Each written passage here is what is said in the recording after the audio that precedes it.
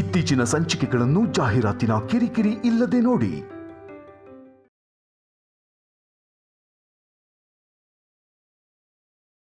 ಎಮೋಷನ್ನ control ಮಾಡ್ಕೋಬಹುದು, ಆದರೆ ಕಣ್ಣೀರನ್ನ control ಮಾಡೋಕ್ಕಾಗಲ್ಲ. ಬನ್ನಿ ಹೋಗೋಣ.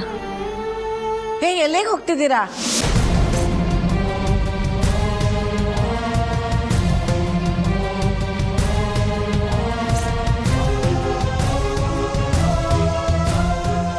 ಅಜ್ಜಿ, ಒಂದು ಸಣ್ಣ ಕೆಲಸ ಇತ್ತು, ಅದಕ್ಕೆ ಹೋಗ್ತಾ ಇದ್ವಿ. ಹೀಗೆ ಬಂದ್ಬಿಡ್ತೀವಿ. ಹೀಗೆ ಹೋಗಿ ಹಾಗೆ ಬನ್ನಿ, ಪರವಾಗಿಲ್ಲ. ಅದ್ರ ಜೊತೆ ನನ್ನನ್ನು ಕರ್ಕೊಂಡು ಹೋಗಿ. ಮನೇಲೆ ಇದ್ದಿದ್ದು ಬೋರ್ ಆಗ್ಬಿಟ್ಟಿದೆ. ಅಜ್ಜಿ, ನೀವು ಅಲ್ಲಿ ಬಂದ್ ಮಾಡೋಂಥ ಕೆಲಸ ಏನೂ ಇಲ್ಲ. ನಾ ಕೆಲಸ ಮಾಡಕ್ ಹೋಗ್ತಾನೂ ಇಲ್ಲ. ಇವ್ರ ಕೆಲಸ ಮುಗಿಯೋವರೆಗೂ ಹೊರಗಡೆ ಇರ್ತೀನಿ, ಆಮೇಲೆ ಜೊತೆಲಿ ಬರ್ತೀನಿ. ಬನ್ನಿ ನಲ್ಲಿ. ಅಜ್ಜಿ ಅಜ್ಜಿ, ಇಲ್ಲಿ ಬನ್ನಿ, ಇಲ್ಲಿ ಬನ್ನಿ. ನೀವು ಇಲ್ಲಿ ಬನ್ನಿ, ಕೂತ್ಕೊಳ್ಳಿ. ನೋಡಿ, ಮನೆಯಲ್ಲೇ ಎಲ್ಲ ಇದೆ. ನೀವು ಹೊರಗಡೆ ಹೋದ್ರೆ ಧೂಳು, ಮಳೆ, ಚಳಿ, ಗಾಳಿ,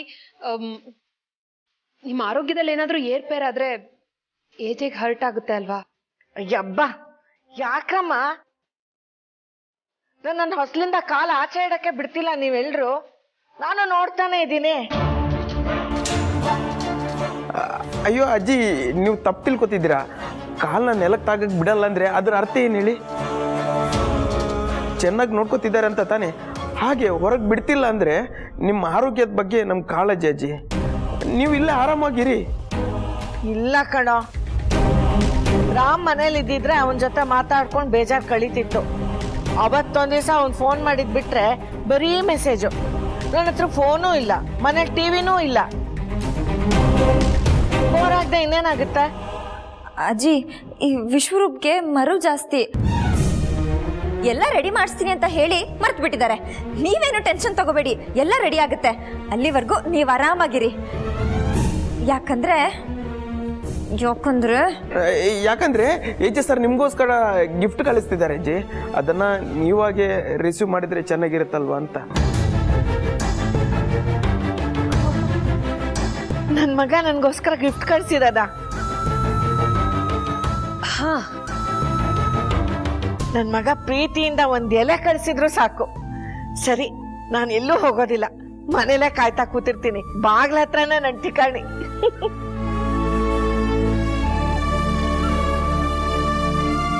ಲೀಲಾ, ನೀವಿಬ್ರು ಕೋರ್ಟ್ಗೆ ಹೋಗ್ಬಿಟ್ಟು ಬನ್ನಿ. ನಾ ಮನೇಲೇ ಇದ್ದು ಅಜ್ಜಿನ ನೋಡ್ಕೋತೀನಿ. All the best. ವಿಶ್ವರೂಪ್, ಅಲ್ಲಿ ಏನೇ ನಡೀತಿದ್ರು ನನಗೆ ಟೈಮ್ ಟು ಟೈಮ್ ಅಪ್ಡೇಟ್ ಕೊಡಬೇಕು. ಸರಿ ದುರ್ಗಾ ಅವರೇ, ನಾವು ಹೋಗಿ ಬರ್ತೀವಿ. Okay madam.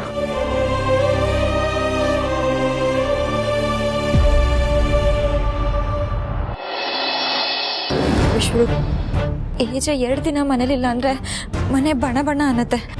ಅವ್ರು ಬೈಲಿ ರೇಗ್ಲಿ ಏನೇ ಮಾಡ್ಲಿ, ಆದ್ರೆ ಮನೆ ಯಜಮಾನ ಮನೇಲಿಲ್ಲ ಅಂದ್ರೆ ಅದು ಮನೆ ಅನ್ಸ್ಕೊಳಲ್ಲ.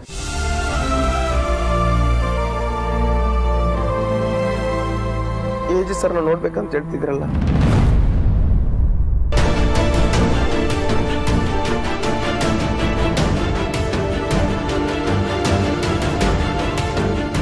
ಮೇಡಮ್,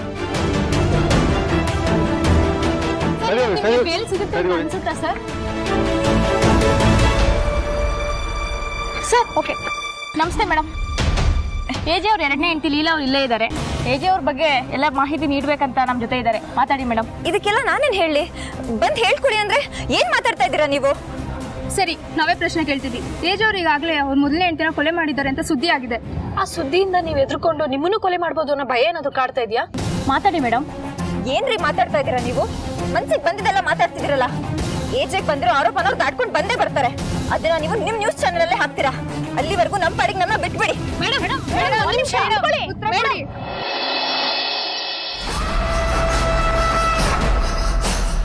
ಛಾಯಾ, ಏನಮ್ಮ ಯೋಚನೆ ಮಾಡ್ತಿದ್ಯಾ? ಏನಿಲ್ಲ ಆಂಟಿ, ಈ ಮನೆ ಬಗ್ಗೆನೇ ಯೋಚನೆ ಮಾಡ್ತಿದ್ದೆ. ಈ ಮನೆ ಬಗ್ಗೆ ಅಷ್ಟೊಂದು ಯೋಚನೆ ಮಾಡೋವಂಥದ್ದು ಏನಿದೆ? ಹಾಗಲ್ಲ ಆಂಟಿ, ನನಗೆ ಅನ್ನಿಸ್ತಾ ಇದೆ ನೀವು ಈ ಮನೆಗೆ ಒಳ್ಳೇದಾಗಲಿ ಅಂತ ತೀರ್ಥಯಾತ್ರೆಗೆ ಹೋಗ್ಬಿಟ್ಟು ಬಂದ್ರಿ. ಆದರೆ ನಿಮ್ಮ ಮಗ ನಿಮ್ಮನ್ನು ನೋಡೋಕ್ಕೆ ಬಂದಿಲ್ಲ ಅಲ್ಲ. ಅವ್ರಿಗೆ ನಿಮಗಿಂತ ಬಿಸ್ನೆಸ್ಸೇ ಹೆಚ್ಚಾಯ್ತಲ್ಲ ಅಂತ ಯೋಚನೆ ಮಾಡ್ತಿದ್ದೆ ಅಷ್ಟೆ. ಛಾಯಾ, ನನ್ನ ರಾಮ್ ಜಾಗದಲ್ಲಿ ಬೇರೊಬ್ಬ ಮಗ ಇದ್ದಿದ್ರೆ ನೀ ಹೇಳಿದ ನಿಜ ಅಂತ ಅನ್ಕೋತಿದ್ದೆ. ನಾನು ತಲೆ ಕೆಡಿಸ್ಕೊಂಡು ಬೇಜಾರು ಮಾಡ್ಕೊಂಡು ಇರ್ತಿದ್ನೇನೋ, ಆದರೆ ಅವನು ಎಲ್ರ ಥರ ಅಲ್ಲ. ನಾನು ಅವನ ಮೇಲೆ ಕೋಪಕ್ಕೋ ಹಠಕ್ಕೋ ಅವನ್ನ ನನ್ನ ಮಾತಾಡ್ಸಕ್ಕೆ ಬರಲಿಲ್ಲ, ಅವನಿಗೆ ನನಗಿಂತ ಕೆಲಸನೇ ಜಾಸ್ತಿ ಆಗೋಯ್ತು ಅಂತ ಹೇಳಿರ್ಬೋದು. ಆದರೆ ಅವನು ಹಾಗೆಲ್ಲ ಅಲ್ಲಮ್ಮ. ಅವನು ಬೆಳಕಿದ್ದ ಹಾಗೆ ಎಲ್ಲ ದಿಕ್ಕಲ್ಲೂ ಹರಿತಾನೆ. ಅವನಿಗೆ ಯಾವ ತಾರತಮ್ಯನೂ ಇಲ್ಲ. ಪ್ರಪಂಚದಲ್ಲಿ ಯಾವ ತಾಯಿಗೂ ಇಷ್ಟು ಪ್ರೀತಿ ಮಾಡೋ ಮಗ ಸಿಕ್ಕಿರಲ್ಲ. ಆದರೆ ಅವನು ನನಗೆ ಸಿಕ್ಕಿದ್ದಾನೆ. ಅವನ ಬಿಸ್ನೆಸ್ ಮೀಟಿಂಗಲ್ಲಿದ್ರೂ ಅವನ ಜೀವ ಎಲ್ಲ ಈ ಅಮ್ಮನ ಹತ್ರನೇ ಇರುತ್ತೆ ಅಂತ ನನಗೆ ಚೆನ್ನಾಗಿ ಗೊತ್ತು. Madam courier. ಓ ನೋಡು, ನನ್ನ ಮಗ ನನಗೋಸ್ಕರ ಕೊರಿಯರ್ ಕಳಿಸಿದ್ದಾನೆ. ಒಂದು ನಿಮಿಷ ಬಂದೇ ಇರೋ.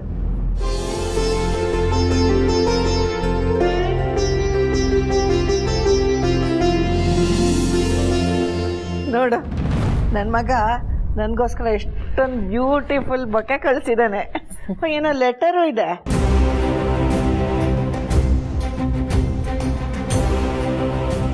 ಓಹೋ, ಏನೋ ಬರೆದಿದ್ದಾನೆ. ಅಮ್ಮ, ಪ್ರಪಂಚದಲ್ಲಿ ಪ್ರತಿಯೊಬ್ಬ ತಾಯಿನೂ ತಾನು ಹೆತ್ತ ಮಗನ ನೋಡಿ ಹೆಮ್ಮೆ ಪಡ್ತಾಳೆ. ಯಾಕೆ ಅಂದರೆ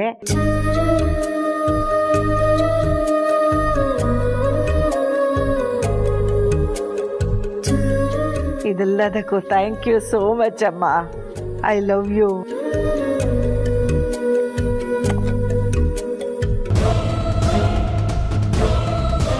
ಕಾಂಗ್ರ್ಯಾಚುಲೇಷನ್ ಸರ್.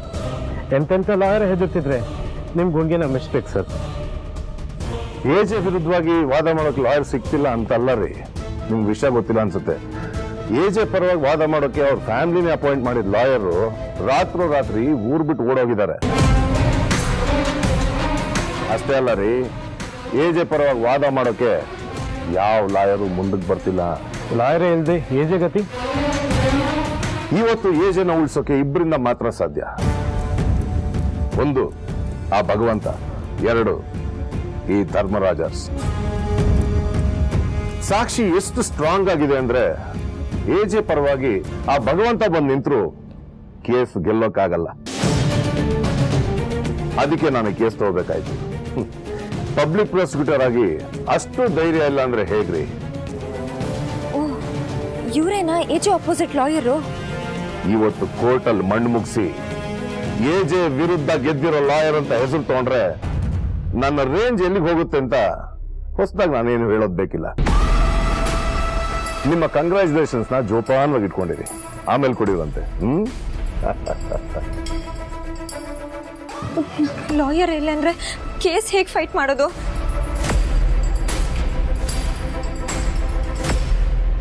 ಹೌದು ಲೀಲಾ, ನೀನು ಕೇಳಿಸ್ಕೊಂಡಿದ್ದು ನಿಜ. ನಮ್ಮ ಲಾಯರ್ ಕೈ ಕೊಟ್ಟಿದ್ದಾರೆ. ದುರ್ಗಾ ಅವ್ರೆ, ಅವ್ರು ಹೋದ್ರೆ ಹೋಗ್ಲಿ ಬಿಡಿ, ಬೇರೆ ಲಾಯರ್ ಸಿಗ್ತಾರಲ್ಲ ಅವ್ರನ್ನ ಹುಡುಕಿ. ಲೀಲಾ, ನಿನಗೆ ಸಿಚುವೇಶನ್ ಎಷ್ಟು ಕೆಟ್ಟದಾಗಿದೆ ಅಂತ ಗೊತ್ತಿಲ್ಲ. ನಿನ್ನ ಕಣ್ಣಿಗೆ ಬರೀ ಒಬ್ರು ಲಾಯರ್ ಬಿಟ್ಟು ಹೋಗಿದ್ದಾರೆ ಅಂತ ಮಾತ್ರ ಕಾಣಿಸ್ತಾ ಇದೆ. ಆದರೆ ಇಲ್ಲಿ ವಿಚಾರನೇ ಬೇರೆ ಇದೆ. ಏನು, ಏನಾಗಿದೆ? ಎಜೆ ಪರವಾಗಿ ವಾದ ಮಾಡಕ್ಕೆ ಎಲ್ಲ ಲಾಯರ್ಗಳು ಹಿಂದೇಟ್ ಹಾಕ್ತಾ ಇದ್ದಾರೆ. ಯಾಕೆ ಅಂತ ತಪ್ಪು ಎಜೆ ಏನ್ ಮಾಡಿದ್ದಾರೆ ದುರ್ಗಾ ಅವ್ರೆ? ತಪ್ಪಂತಲ್ಲ ಲೀಲಾ, ಎಜೆ ಸೊಸೈಟಿನಲ್ಲಿ ತುಂಬಾ ದೊಡ್ಡ ವ್ಯಾಲ್ಯೂ ಇರೋಂಥ ವ್ಯಕ್ತಿ. ಅವ್ರ ಹೆಸರು ಕೋರ್ಟ್ವರೆಗೂ ಬಂದಿದೆ. ಈ ಕೇಸಲ್ಲಿ ಎಜೆ ಏನಾದರೂ ಸೋತ್ರೆ ಅದು ನೇರವಾಗಿ ಲಾಯರ್ ಮೇಲೆ ಇಂಪ್ಯಾಕ್ಟ್ ಆಗುತ್ತೆ. ಎಜೆನೇ ಉಳಿಸ್ಕೊಳಕ್ಕಾಗ್ದಿರೋ ನೀವು ಇನ್ನು ನಮ್ಮ ಕೇಸ್ ಉಳಿಸ್ತೀರಾ ಅಂತ ಜನ ಕೇಳ್ತಾರೆ. ಹಾಗೊಂದು ವೇಳೆ ಆಗೋಗ್ಬಿಟ್ರೆ ನಮ್ಮ ಕೆರಿಯರ್ ಕತೆ ಏನು ಅಂತ ನಮ್ಮ ಲಾಯರೇ ಕೇಳ್ತಾ ಇದ್ರು. ಎಲ್ಲ ಲಾಯರ್ಗಳು ಇದೇ ಪಾಯಿಂಟ್ ಕೇಳ್ತಾ ಇದ್ದಾರಂತೆ. ಹಾಗಿದ್ರೆ ಲಾಯರೇ ಇಲ್ವಾ? ಮತ್ತೆ ನಾವು ಕೇಸ್ ಸೋಲ್ತೀವ ದುರ್ಗಾ ಅವ್ರೆ? ನಂಗೆ ಏನು ಮಾಡಬೇಕು ಗೊತ್ತಾಗ್ತಿಲ್ಲ ಲೀಲಾ. ಮುಂದೆ ಏನಾಗುತ್ತೆ ಅಂತನೂ ನನಗೆ ಗೊತ್ತಿಲ್ಲ. ನಿನ್ನ ಲೈಫಲ್ಲಿ ಇದನ್ನೆಲ್ಲ ನೋಡದೆ ಇರೋ ಹುಡುಗಿ ನೀನು ಅಲ್ಲಿ ಒಬ್ಬಳೇ ಇದೆಯಾ? ನಿನಗೆ ಹೇಗೆ ಫೀಲ್ ಆಗ್ತಿರ್ಬೋದು ಅಂತ ನಾನು ಗೆಸ್ ಮಾಡಬಲ್ಲೆ. ಲೀಲಾ, ಅಕಸ್ಮಾತ್ ನಾವೇನಾದರೂ ಈ ಕೇಸ್ ಸೋತ್ ಹೋದ್ರೆ ಏಜೆ ಹೆಸರು ಬಿದ್ದೋಗುತ್ತೆ. ಏಜೆ ಹೆಸರು ಬಿದ್ದೋದ್ರೆ ಅವ್ರು ಇಷ್ಟು ವರ್ಷ ಕಷ್ಟಪಟ್ಟು ಕಟ್ಟಿದ ಮನೆ, ನಮ್ಮ ಮನೆತನದ ಗೌರವ ಎಲ್ಲಾನು ಬಿದ್ದು ಹೋಗುತ್ತೆ. ನೋಡ್ತಿದ್ದ ಹಾಗೆ ನಮ್ಮ ಕಣ್ ಮುಂದೆನೆ ಎಲ್ಲ ಕಳ್ಕೋಬೇಕಾಗತ್ತೆ ಲೀಲಾ.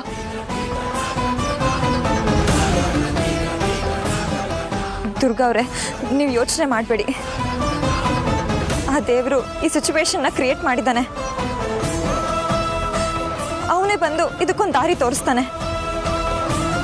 ಒಳ್ಳೆಯವ್ರಿಗೆ ಒಳ್ಳೇದಾಗುತ್ತೆ ಅಂತ ನಾನು ನಂಬಿದ್ದೀನಿ. ಆ ದೇವರು ಯಾವುದಾದ್ರೂ ಒಂದು ರೂಪದಲ್ಲಿ ಬಂದು ನಮಗೆ ಖಂಡಿತ ಹೆಲ್ಪ್ ಮಾಡ್ತಾನೆ. ನೀವು ಅಜ್ಜಿನ ಚೆನ್ನಾಗಿ ನೋಡ್ಕೊಳ್ಳಿ. ಕೋರ್ಟ್ ಹಿಯರಿಂಗಿಗೆ ಟೈಮ್ ಆಯಿತು. ನಾನು ನಿಮ್ಗೆ ಆಮೇಲೆ ಕಾಲ್ ಮಾಡ್ತೀನಿ.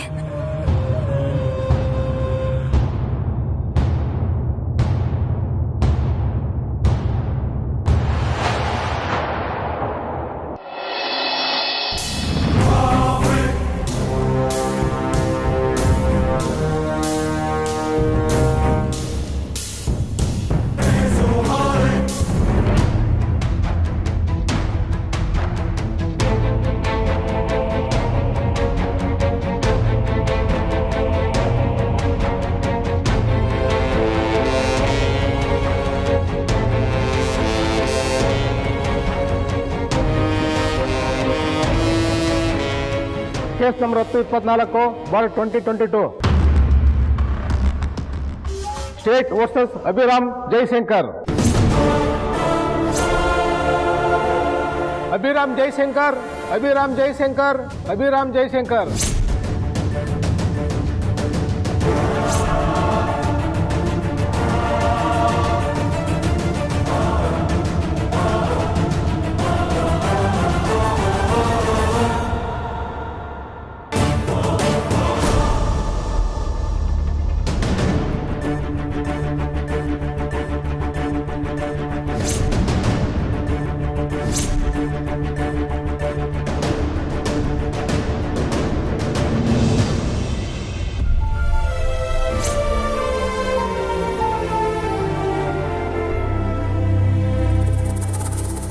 ಆರೋಪಿ ಪರ ಲಾಯರ್ ಇಲ್ಲ ಅಂತ ಮೆನ್ಷನ್ ಆಗಿದೆ.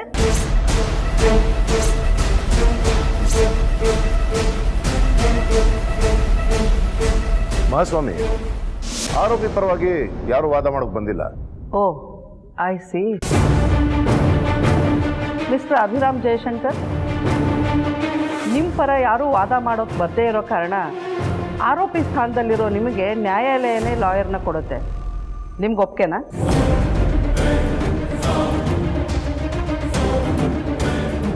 ಮಾತಾಡಿ. ಕೋರ್ಟ್ ಅವರೇ ಲಾಯರ್ ಕೊಡ್ತಿದ್ದೀನಿ ಅಂತ ಹೇಳಿದಾಗ ನೀವು ಯಾಕೇನು ಮಾತಾಡ್ತಿಲ್ಲ? ಮಾತಾಡಿ ಪ್ಲೀಸ್. ನಿಮಗೆ ಲಾಯರ್ ಬೇಡ ಅನ್ಸಿದ್ರೆ ನಿಮ್ಮ ಪರವಾಗಿ ನೀವೇ ವಾದ ಮಾಡ್ಬೋದು.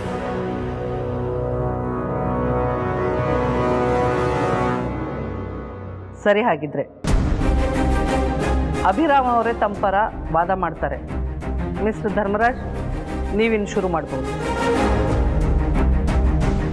ಅಭಿರಾಮ್ ಜಯಶಂಕರ್ ಅವರೇ, ಸತ್ಯವನ್ನೇ ಹೇಳುತ್ತೇನೆ ಅಂತ ಪ್ರಮಾಣ ಮಾಡಿ.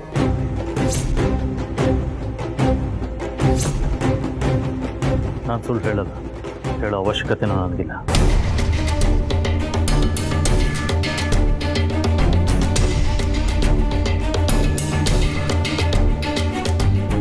So Mr Abhiram Jayashankar alias AJ,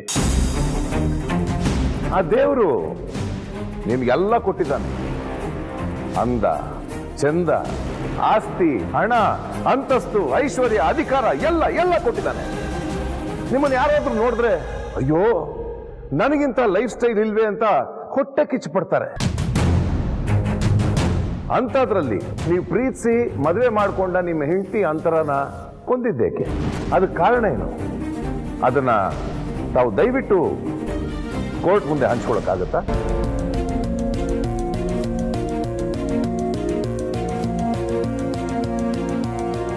ವಿಶ್ವರೂಪ, ಏನಿದು?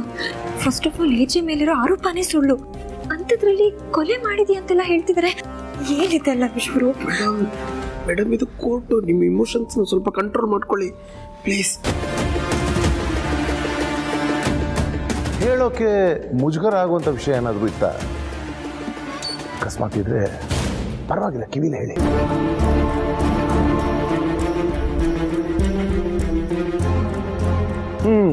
ಸರಿ, ಕಾರಣ ಏನಾದರೂ ಇರಲಿ, ಕೊಲೆ ಮಾಡಿದಂತೂ 100ಕ್ಕೆ 100 ನಿಜ, ಹೌದು ತಾನೇ?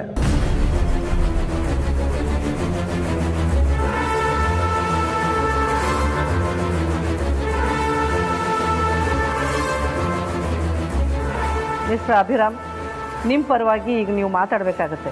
ಇಲ್ಲದೆ ಹೋದರೆ ಕೋರ್ಟ್ ಸಮಯ ಹಾಳಾಗತ್ತೆ.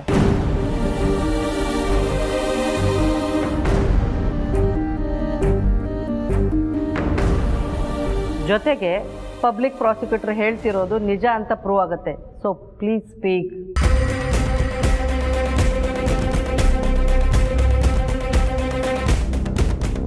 ನಮ್ಮ ಕಡೆ ಮೌನಂ ಸಮ್ಮತಿ ಲಕ್ಷಣಂ ಅಂತಾರೆ. ಇರ್ಲಿ ಯುವರ್ ಆನರ್, ಈ ಕೇಸಿಗೆ ಸಂಬಂಧಪಟ್ಟ ಹಾಗೆ ನಾನು ಇನ್ನೂ ಅಷ್ಟು ಸಾಕ್ಷಿಗಳನ್ನ ಕೋರ್ಟ್ ಮುಂದೆ ಹಾಜರುಪಡಿಸಬೇಕಾಗಿದೆ. ಹಾಗಾಗಿ ಅಂತರ ಅವರ ಚಿಕ್ಕಪ್ಪ ಶಿವಕುಮಾರ್ ಅವ್ರನ್ನ ಕಟ್ಕಟೆ ಮೇಲೆ ಕರೆಸಬೇಕು ಅಂತ ನಿಮ್ಮಲ್ಲಿ ಕೇಳ್ಕೊತೀನಿ. ಗ್ರಾಂಟೆಡ್.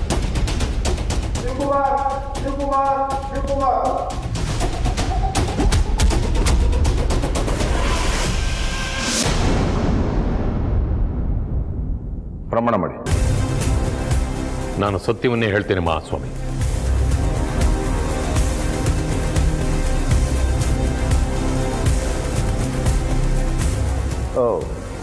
ಶಿವಕುಮಾರ್ ಅವರೇ, ನಿಮ್ಮ ಎದುರುಗಡೆ ನಿಂತಿರಲ್ಲ ಈ ವ್ಯಕ್ತಿ, ಆತನ್ನ ನೀವು ಗುರ್ತಿಡಿತೀರಾ? ಗುರ್ತಿಡಿಯೋದಲ್ಲ ಸರ್, ಅವಕಾಶ ಸಿಕ್ಕರೆ ಇವನು ಕುದ್ಕೆ ಹಿಡಿತೀನಿ ಅಂತ ಪರಮ ನೀಚ ಇವನು.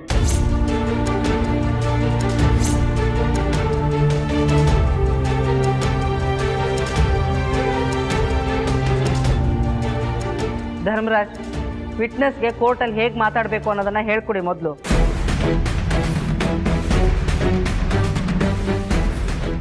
ವೆರಿ ಸಾರಿ ಅನ್ನೋದು.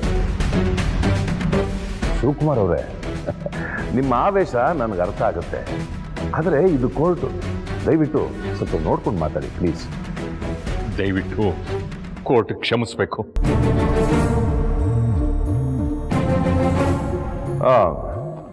ಎಜೆ ಅವರು ನಿಮ್ಮ ಅಣ್ಣನ ಮಗಳನ್ನ ಕೊಂದಿದ್ದಾರೆ ಅಂದ್ರೆ ನೀವು ಅದನ್ನ ನಂಬ್ತೀರಾ? ನಂಬೋದೇನ್ ಗೊತ್ತು ಸಾರ್, ಇವನೇ ಕೊಂದಿರೋದು.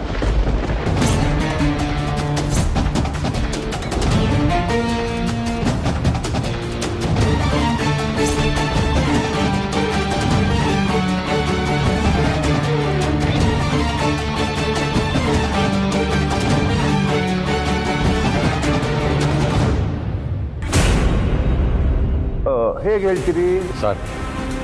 ಪ್ರತಿ ಸರ್ತಿ ನಮ್ಮ ಮಂತ್ರ ಸಿಕ್ಕಿದಾಗ ನನ್ನ ಹಣೆ ಬರ ಗಟ್ಟಿ ಇರೋ ತನಕ ನನ್ನ ಆಯಸ್ಸು, ನಾನು ಯಾವಾಗ ಸಾಯ್ತೀನೋ ನನಗೆ ಗೊತ್ತಿಲ್ಲ ಅಂತಿದ್ಲು ಸರ್.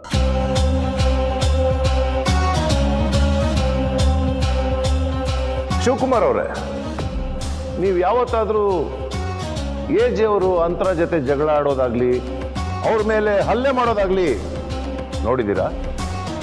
ಹೌದು ಸರ್, ನನ್ನ ಕಣ್ಣಾರೆ ನೋಡಿದ್ದೀನಿ. ಅವಳನ್ನಂತೂ ತುಂಬ ಪೀಡಿಸೋನು, ತವ್ರ ಮನೆಗೆ ಹೋಗಕ್ಕೆ ಬಿಡ್ತಿರ್ಲಿಲ್ಲ ಸರ್.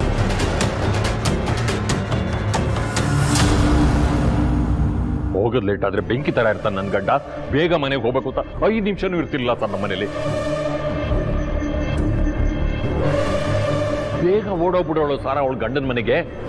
ಅಷ್ಟು ನೊಂದಿದ್ಲು ಸಾರ್ ಇವನಿಂದ ನಮ್ಮ ಅಣ್ಣನ ಮಗಳು.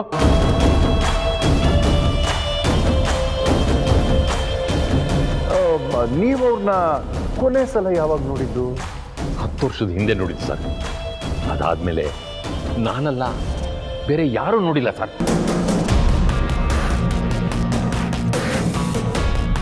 ಹತ್ತು ವರ್ಷದ ಹಿಂದಿನ ಸಿಡಿ ಇದು. 10 ವರ್ಷದಿಂದ ನೀವು ಅವ್ರನ್ನ ನೋಡಿಲ್ಲ. Your honour, please note down this point.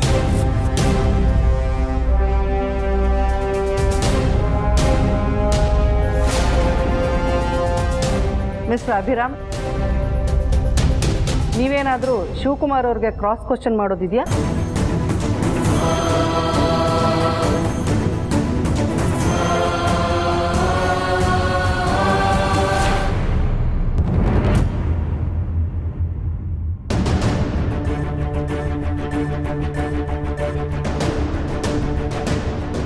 ಸರಿ, ನೀವಿನ್ನು ಹೊರಡ್ಬೋದು.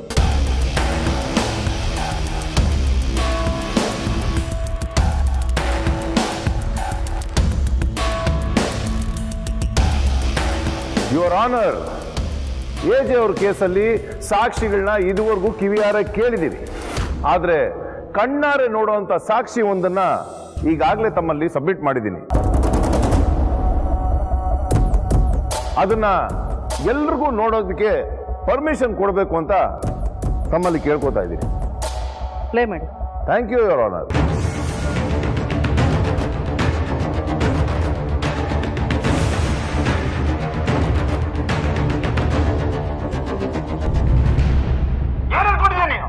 ನೋಡ್ತಾ ಇದ್ರೆ ಮೈಯೆಲ್ಲ ಉರಿತಾ ಇದೆ ನನಗೆ.